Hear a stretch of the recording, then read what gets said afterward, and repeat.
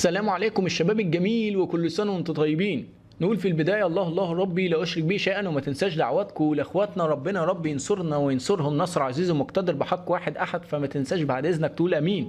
حلقة النهاردة على العملاق روني كولمان. طبعا عارفين هو عملاق ومدرعة ودبابة وكل حاجة أنت عاوز تقولها قولها على البطل روني كولمان، بطل مستر أولمبيا 8 مرات، ومفيش حد حتى الآن بطل جه زيه. ولكن يا صديقي النقطة المهمة جدا، طبعا وصل بيه الحال للشكل ده.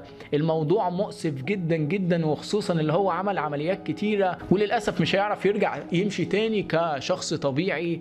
عافانا الله وإياكم. للأسف التعليقات اللي أنا شفتها الفترة اللي فاتت منكم، وخصوصا على الانستجرام وخصوصا على كريس بومستد والمشاكل الصحية اللي وصل ليها، الناس ما بتبصش على الكلام ده كله، ولكن الناس بتبص على جزء مهم، ألا وهو الشهرة، ألا وهو عدد الملايين عند الأبطال دول. وهم للأسف ما يعرفوش قد إيه التضحيات وقد إيه الألم اللي وصل ليهم أو بيهم الحال، زي ما حضرتك شايف كده كروني كولمان بالشكل ده. الموضوع صعب جدا، وخصوصا اللي هو يعتبر صغير في السن، حاجة و50 سنة، فصغير في السن.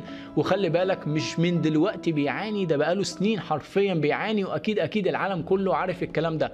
فاوعى تقول اللي انا مش مهم اكون زيه في يوم من الايام، واللي يحصل بعد كده اللي هو يجي لي اصابات الحاجات دي كله، او اوصل حتى للشخص ده مقابل ايه؟ مقابل الشهرة او مقابل المال. هل في الاخير المال ده هينفعك؟ والله يا صديقي مفيش حاجة فعلا في العالم ده كله هينفعك. فانت حافظ على نفسك، ما تتمناش الشيء او الحاجة اللي موجودة عند شخص تاني. انت ما تعرفش قد ايه الشخص ده فعلا بيعاني، ولكن سبحان الله غير الاحوال من حال الى حال. خلي بالك دول اللي وصلوا لنفسهم للتهلكة، فدي نقطة مهمة جدا. ما تقوليش هو ده قدره، ما هو فعلا قدره، بس مين اللي سعى للشكل ده علشان يحصل له الكلام ده؟